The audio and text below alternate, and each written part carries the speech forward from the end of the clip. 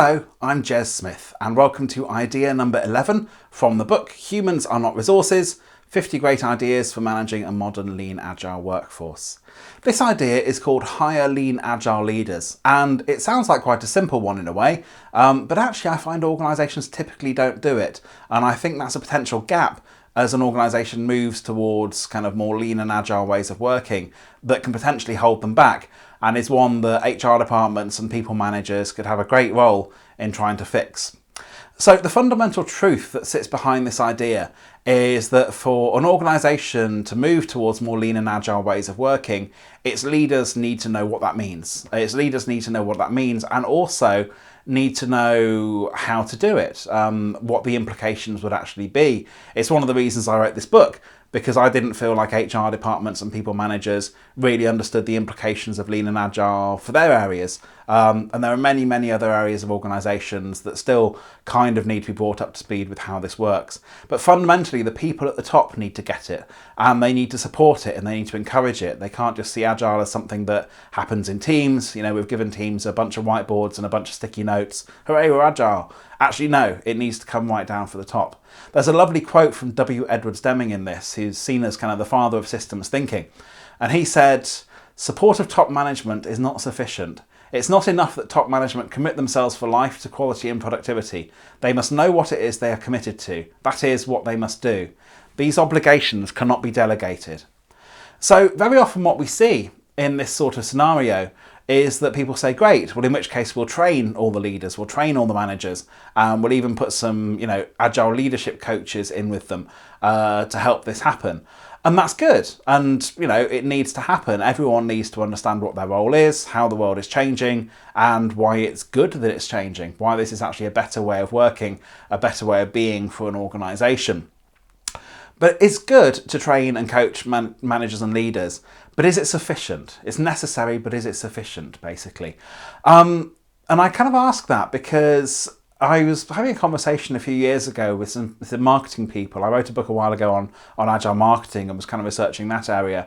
And they said that the function of marketing and the nature of marketing within an organisation massively shifted at one point in kind of the industry when organisations realised that they needed to start having chief marketing officers sitting on the board.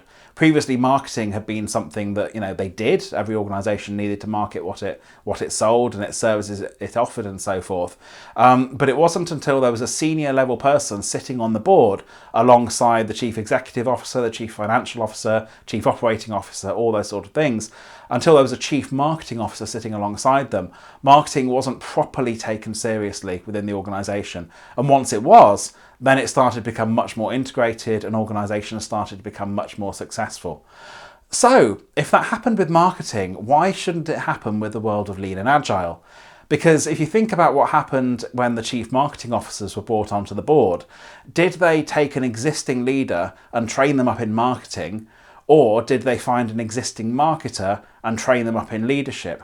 My suspicion is, and from the anecdotes I've heard, my kind of confirmation in many ways is, that it was always the latter, that they took great marketing people and found the ones that were capable of operating at board level, at senior levels, or ones that had the potential to, and trained them up to be senior, so that they had a senior marketing representative who was an expert in marketing and fully understood it, fully bought into everything that needed to be done, and could provide that helicopter view across marketing and how it integrated into the organisation.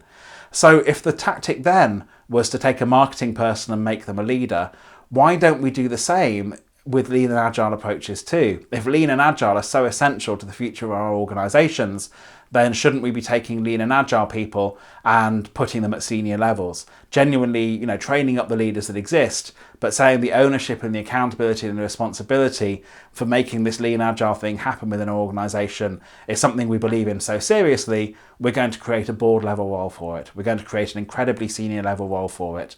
I have seen some organisations start to do this.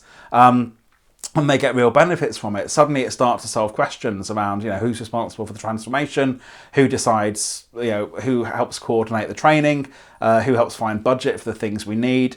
Even things as simple as who do the Scrum Masters report to? Because Scrum Masters typically in organisations get asked to report to the old project management office, and then they find a massive clash of cultures and personalities between old school project managers trying to manage Scrum Masters. The project managers see the scrum masters as fluffy hippies, and the scrum masters see the project managers as dictatorial old men in suits, and it just kind of breaks down. If you had a senior level reporting line for Lean and Agile, then they can sit in a Lean and Agile world. And you're genuinely making a statement in your organization that, Lean and Agile matter here, to the point we're going to make an incredibly senior level appointment in this area. Because otherwise we're stuck with training people up to fill that role. And that can sometimes work, but leaders are typically busy people. They tend not to attend that much training. They tend to have lots and lots of other things going on. They tend not to have the time to dedicate to it. Or if they do, they see it as a 6 or 12 month secondment. I'm going to run the Agile transformation now, and I'm going to spend 6 months running the Agile transformation before I go on to my next posting, my next role. And the whole thing falls apart when they leave again. So if we're taking this seriously, if we're seeing Lean and Agile as a serious thing, then really we should start to create senior level appointments for them. And that's the experiment I would like you to try. Don't immediately rush off and do this, obviously. Don't try and create, immediately a job and post it out there and put loads of money behind it. But the experiment I would like you to try is much more simple. Just scope out the need and the role for it.